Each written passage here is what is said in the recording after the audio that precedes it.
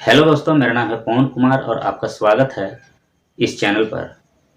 तो दोस्तों, मैं आपको बताने जा रहा हूं कि सीटेट एग्ज़ाम को आप किस तरह से पास कर सकते हैं। अगर आप अपना सिलेबस को पूरा नहीं भी किए हैं तो भी आप इस एग्ज़ाम को पास कर सकते हैं। उसका एक तरीका है जो मैं आपको बताने जा रहा हूं। ठीक है दोस्तों, आपका एग्ज़ाम अच्छा से निकल जाएगा।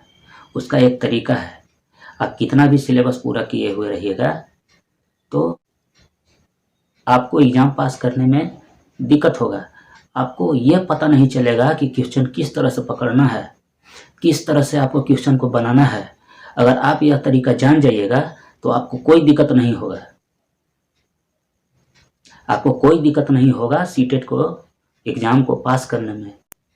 वैसे तो आज हम लाए हैं सीडीपी को कि आप किस प्रकार से सीडीपी का क्वेश्चन हल कर सकते हैं एग्ज़ाम में। ठीक है दोस्तों, तो चलिए शुरू करते हैं। लेकिन शुरू करने से पहले मैं आप लोगों को यह भी बता दूं कि और भी जो सब्जेक्ट्स होते हैं, इंग्लिश का, फिर आपका हिंदी का, जितना भी है उसका भी मैं आप लोगों को किस तरह से प्रश्न को हल करना है उसको मैं आपको बताऊंगा। लेकिन इसका हल करने का एक तरीका है। वो क्या चीज़ है? तो वो है टैगवर्ड। अगर आप लोग टैगवर्ड को नहीं जानिएगा तो आप कितना भी पढ़े हो ना, आप क्वेश्चन को हल नहीं कर सकते हैं। आप क्वेश्चन को हल नहीं कर पाइएगा। समझ गए? तो मैं जो आपको बताने जा रहा हूँ वो आप जान लीजिए। वैसे तो मैं आज आप लोग को केवल इंट्रोडक्शन देने वाला हूँ।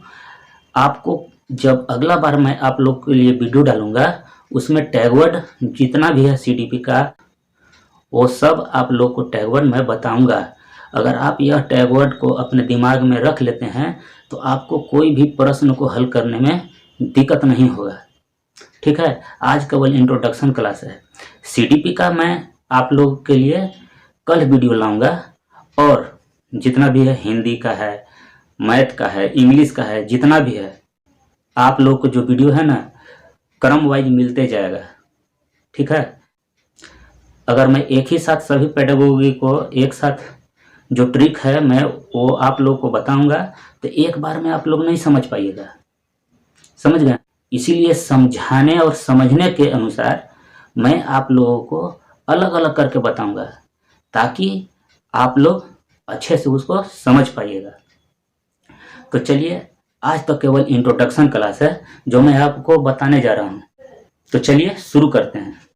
देखिए दोस्तों, सीटेट को अगर आपको पास करना है तो सीटेट में अगर आप जनरल से फॉर्म को फिलअप किए हुए हैं तो आपको 60 मार्क्स लाना होगा।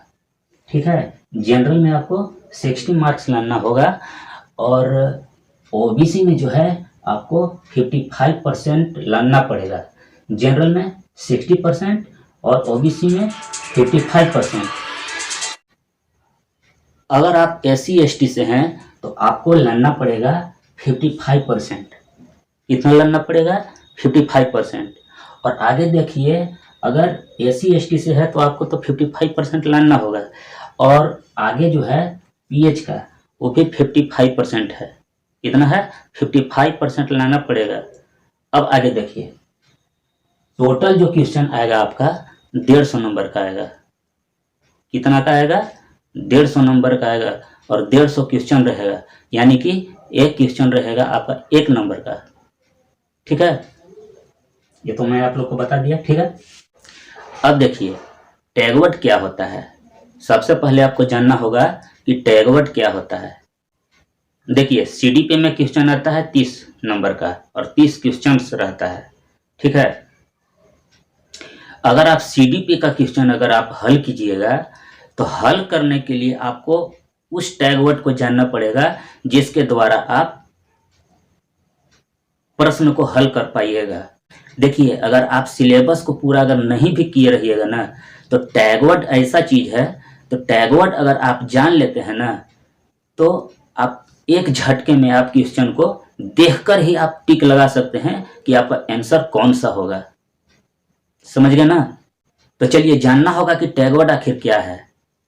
तो जैसा कि आपको सीडीपी का क्वेश्चन मिलता है तो टैगवर्ड कहने का मतलब है कि आप क्वेश्चन को किस तरह से आप देख करके आप पहचान पाइएगा, आप किस तरह से जानिएगा कि मेरा क्वेश्चन का जो आंसर है वो कौन सा है। ये आसान इसलिए पड़ेगा क्योंकि मैं आपको टैगवर्ड बताने जा रहा हूं और आप टैगवर्ड के द्वारा आप प्रश्न को आसानी तरीके से हल कर सकते हैं। तो चलिए देखते हैं टैगवर्ड आखिर किस तरह से काम करता है। मैं एक क्वेश्चन लाया हूं आपको उदाहरण के तौर पर। आज केवल इंट्रोडक्शन क्लास है, तो चलिए क्वेश्चंस को देखते हैं। सामाजिक विज्ञान में किस प्रकार की शिक्षण सामग्री उपयोग में होती है? तो इसका तो डिटेल मैं आप लोग को कल बताऊंगा। आज केवल इंट्रोडक्शन है, इसलिए मैं ऐसे ही आप लोग को बता दे रहा हूं ताकि आप लोग को कुछ कुछ समझ में आ जाए और आपको अच्छे तरीके से आपको कल समझ में आएगा। तो चलिए देखते हैं। तो इसमें देखना है ना कि जैसे कि सामाजिक विज्ञान में किस प्रकार की शिक्षण सामग्री उपयोग में होती है। यहाँ ऑप्शन दिया हुआ है कि मॉडल दिया हुआ है फर्स्ट ऑप्शन में, दूसरा ऑप्शन में दिया हुआ है संग्रहालय, ठीक है। तीसरा ऑप्शन दिया हुआ है कि दृश्य श्रव्य सामग्री और चौथा दिया हुआ है ड्राइंग उपकरण। तो दोस्तों आप यह भी जानते होंगे कि सामाजिक विज्ञान में ये सब चारों चीज काम आता है, मॉडल भी, संग्रहालय भी, दृश्य श्रव्य सामग्री भी काम आता है, ड्राइंग उपकरण है। तो इसमें तो आप फंस गए कि भैया चारों सही दिख रहा है, तो अब करना क्या होगा मैं आपको बताता हूं कि अगर आप लोग का सही है तो उसमें आपको देखना पड़ेगा कि सबसे अच्छा और सटीक आंसर कौन सा है जो बच्चों के लिए फायदा हो, ठीक है।